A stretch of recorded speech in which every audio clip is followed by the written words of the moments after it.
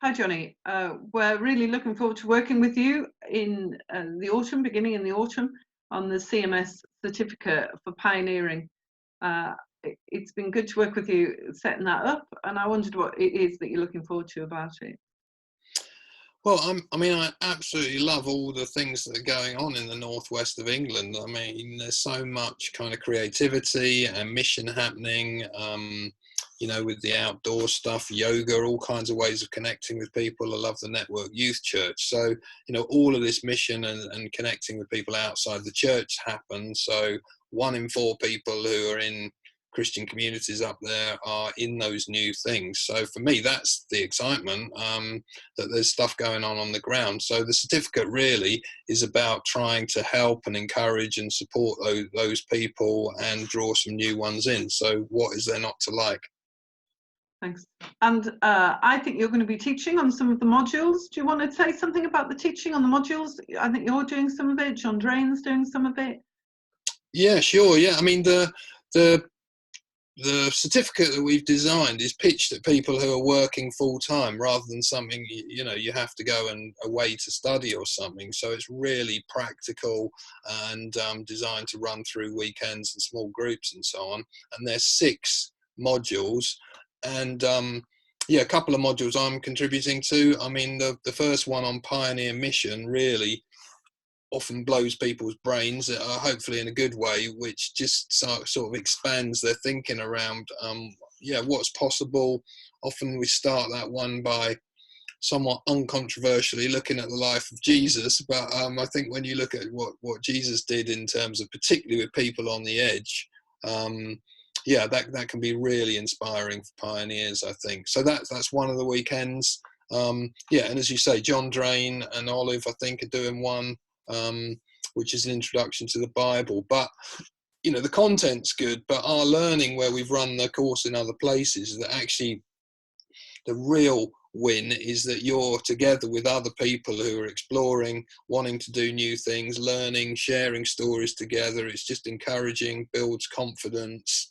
And in other places where we've run the certificate 1 or 2, or we're just going into the 3rd time with one now, over time, you start to build a community of practice. So the stuff that's going on in the ground in the northwest already will hopefully multiply through this and deepen and so on. So yeah, it'd be great. I think, looking forward to it.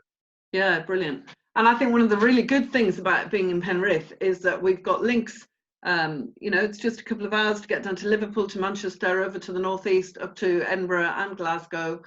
And I guess our hope together is that we pull in people from all over all of that area to kind of learn here together and to start creating a community based here.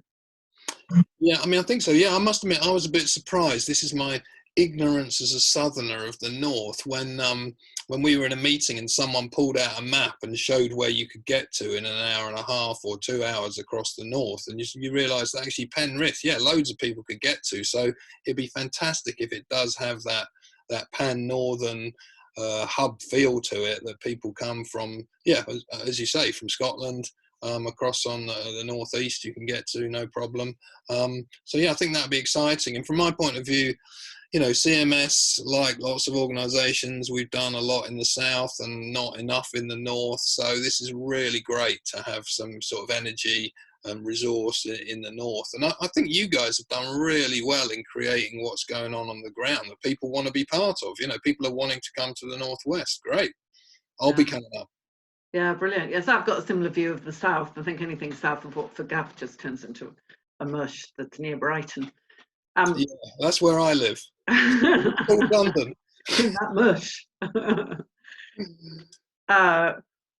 I'm really hoping that people come from all over the place. I think there's something good about sharing experience in different situations, so people bring their own context together, and so we learn together from those contexts. It can become quite narrow if everyone comes from one place, but I think there's a breadth of experience that can happen together and make something quite creative and sparky as people bring, what's happened to them in the past. I think I'm really looking forward to that. Yeah, I mean, it'd be great to get that breadth, I think, in terms of geography. But I mean, I really hope we get a breadth in terms of imagination as well, because I think, you know, in some places, what you see around pioneering is people just think in one kind of a way. But you know, I hope that people come who've got all sorts of ideas. So we'll be surprised by some of the things that happen, that people start and so on. Yeah, it'd be great. Yeah, it will. And I wanted to talk a little bit about how hard the course is in terms of academic stuff. I have taught quite a lot on theological education programs, and I'm quite sure that this isn't academically demanding, but I wondered if you could say something about that, because we've thought quite hard about it, haven't we, in setting up the course? Yeah, I mean, it's not accredited in a university, so you haven't got to do things to, you know, prove you've passed things to university. So it's not academic in that way. I mean, I love learning and really hope that people get hungry to learn, but you know, the challenge is connecting that with the way that people learn best. So some people, you know, learn, and I love this, learn through reading books, and that's fine. But obviously these days there's loads of content that's on videos online, and conversations and so on and so forth. So yeah, we're pretty keen to try and make it as non-book as possible, or by that I mean that it connects with people's preferred learning styles. I mean, there is some kind of evidence of learning that we try and encourage people to do, so that they sort of put together a portfolio that might show. So for example, you know, one of the things might be, it's really important, the community that you're in, that you're interested in sharing faith in or whatever, you want to do some listening to. So you might want to, one of the things might be showing how you've listened to that community through creating a map of that, or and so on. So there is some kind of, you know, showing you've learned some stuff, but it can be creative and different ways. Yeah, brilliant. It's interesting. We've also got going on in the diocese at the same time a lay training pathway, which is probably pre the CMS course. And we too have got learning outcomes, which are about the best way you learn, some sort of learning journal and portfolio. Just kind of to keep a record of what you've learned through Yeah. the year. I think it's really important, because you can get to the end of the year and not realize how you got here, or even not even recognizing yourself changes which are small and cumulative.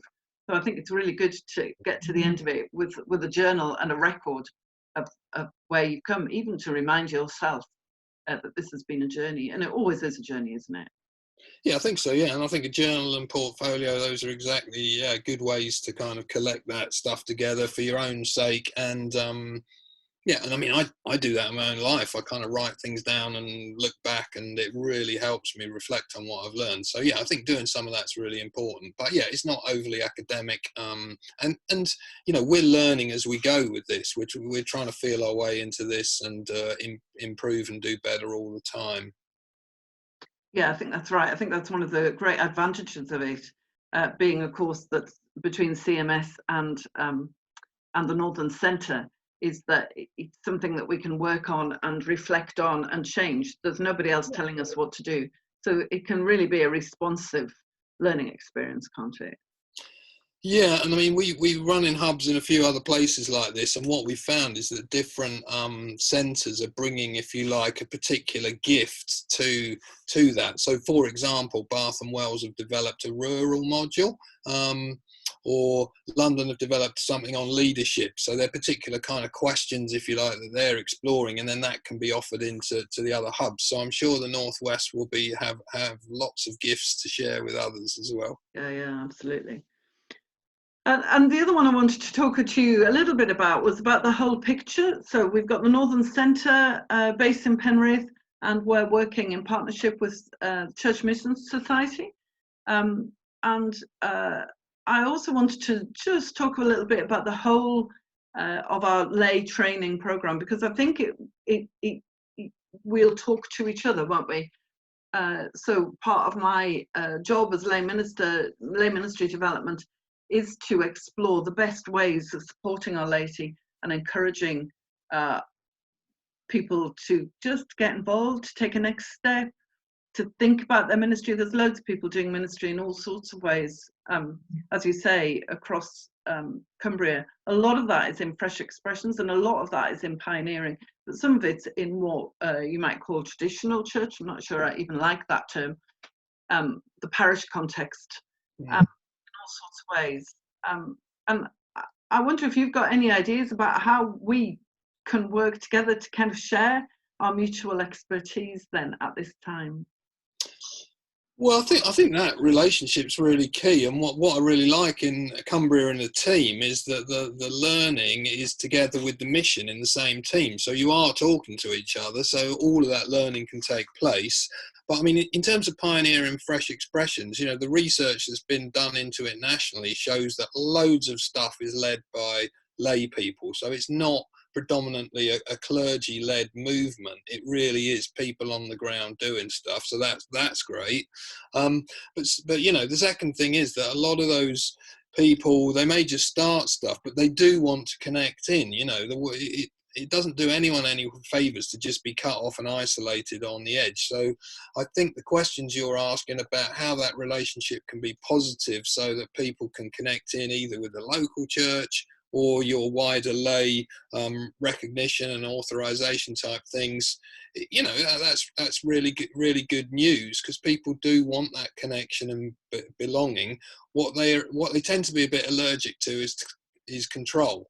You know, they don't want to feel controlled by something, so there's sometimes a little bit of negotiation there. But for example, me, I'm a lay pioneer in Willesden, which is where I am, and that's really helpful, you know, to get the communications from the diocese, feel like I'm part of that and belong and recognised. And it's also helpful if I, you know, I don't know, go to do something in a prison or something like that, to be recognised as having a connection in the church actually opens up some possibilities as well. So I think making all of those connections is really good. And I mean, the last thing to say on it is that the last bit of national research that I saw on fresh expressions showed that the majority of new things have a relationship with a parish church. Either somebody from that who's known really well has kind of been sent and blessed and has that relationship, or there's a group that wanted to start something new. It's kind of like a daughter thing from a mother church, or so I can't remember. The stats were really high on that. So we tend to think, oh, a pioneer is some wild person going off over the hills to do something and, you know, way off the edge. But actually the majority do have a relationship with the local church in some way. And so I think, you know, all of that fits well, and that fits really well with the vision of Cumbria as an ecumenical county and having these mission community areas that want to see fresh expressions. So yeah, all of that connection from my point of view is really good. But the only thing I think people are allergic to is too much control. So don't do that. Yeah, of course not. And it's really interesting, isn't it? If you talk about mission rather than pioneering, if you use the word mission, that's what we're all doing. And that begins to undermine then these the false dichotomy between pioneering and traditional church. Actually, what we're doing together is mission. Yeah, I agree. Yeah. I love the language of mission. Yeah, I think it's helpful. Yeah. And in this ecumenical context, we hadn't mentioned that before, but that's really important as we see people working together across communities and across those traditional denominational boundaries, which in Cumbria we're managing to erode, really. They're not broken down completely, but there's a bit of erosion going on as we learn to work really well together. And I think that kind of represents a more open attitude towards church. I think it's a really good time to train. I think it's a really good place to train because we're taking some risks. You're a bit allergic to control. I'm a bit allergic to too much risk. So together, that's probably quite a good mix. Yeah, really. I think that is a good mix. Yeah, I mean, you know, you want people that are going to push the edges and take some risks and so on. And pioneers probably that's one of the gifts and values that they bring well. But of course, you want systems and all of that kind of thing as well. I think it is the two together. Yeah, for sure.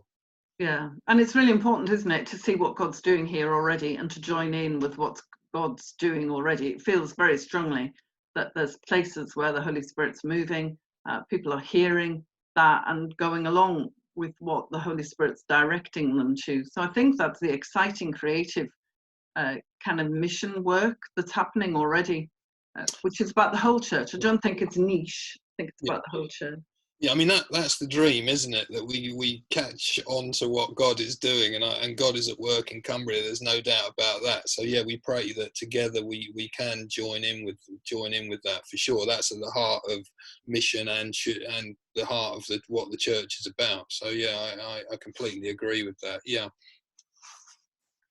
I mean, it might be worth saying something about the relationship between pioneering and mission. Yeah, I mean, I think as you're right. The whole church is called to participate in mission, and I guess the gift that pioneers bring, that we've particularly worked on over the last 10 years at CMS, and I've really enjoyed, is always with people who sort of see something beyond the edge of what is currently happening at the moment. So they're kind of, if you like, seers. They spot an opportunity over here, and then they'll want to take a few people and build something in that space. So I think they help the church as a whole, which is joining in mission, sort of stretch its boundaries or push into new spaces and see things and so on. So there's, it's really healthy. I mean, to be honest, the same is true in business and other organisations. You always want people that are looking out and calling out, but you also want people that kind of help the thing be well organised and keep going and be healthy at the same time. It's those two things. So I think they can fit together well. You're absolutely right. That there is something about in the tension, which is where the creative change happens, isn't there? Between the people that are standing on the edge saying, "Come this way, look out here," and the people at the centre who are saying, "We want to look after what we've got," and there has to be a bit of movement. There has to be movement, and there has to be in that tension. I think that we can see it even in the early church, especially in those conversations between Peter and Paul. Peter that was saying, "No, Jesus came for the Jews, and we have to hold on to what we had," and Paul who's pushing out to the edge, saying, "No, Jesus came for the whole world." And the conversation which we see in the book of Acts, which went on about that. Yeah, and I think you're right. That tension's always been there, and that's a healthy tension. Where you get a problem is if either Peter or Paul say, "No, it's all about me." That's when things go wrong. So you definitely want both of those things. And it's been such an interesting time for the church with the lockdown, hasn't it? Because what a lot of churches have found is that they can adapt. They've had to change and be creative, and we found the same with our teaching. We talked about doing creative things online, but actually now we're doing them because we've had to. So I think that's been a good little experiment for the church as a whole, to find it can move and change when the environment changes a bit. So hopefully when we get back to normal, we won't forget some of these creative opportunities that we've learned about. Oh, absolutely. Our lay ministers that I've been talking to in Cumbria are really quite excited about some of the things that are happening. So they recognise that we will have to move back into our church buildings.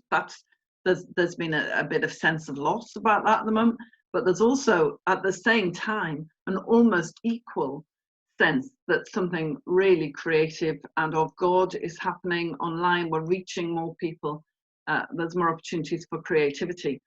Cumbria is a huge place, so the more we can do online, really, the less driving you have to do. So the more time you have to spend with one another. So rather than driving for an hour and a half to meet someone for an hour, and then driving an hour and a half back, you could spend much more of that time in conversation. So we're finding it quite an exciting opportunity, in the midst of that sense of loss and grief that's going on.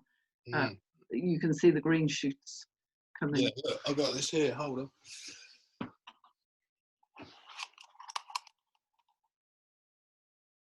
Oh yeah. Grief and hope. They're two stamps I have. Yeah. That's exactly what's going on, isn't it? What life is. That's what life is. Yeah. Yeah, and we move on a daily basis between grief and hope. I think all of us. So it's good to have that hope, though. Yeah, I also have a bottle of beer in the background. Yes, I've been watching it. Yeah, enviously. this is called Square Peg, and it says the gift of not fitting in, Good Fox Brewing Company. This was brewed by one of our pioneers in Oxford. Pretty good. So you're So saving that for a day when you need to be really reassure not yourself really, you're a no. square peg. I just have it there as a reminder of the pioneer gift. Brilliant. That's brilliant. Thank you. I think that we've had a good conversation. Yeah, great. Yeah, It's really looking forward to the new term and what we can do together then. yeah, for sure. Yeah, and I think we'll, you know, for anyone watching, we'll be starting regardless of what the external environment is. So don't feel anxious about signing up because you think, oh, where are we going to be at in September? We can do this. We've found out, you know, online, offline, whatever. We'll be starting the certificate. So yeah, sign up. Yeah, brilliant. Okay, cheers. Look forward to it. And to anyone that's watching, really looking forward to meeting you somewhere in this journey.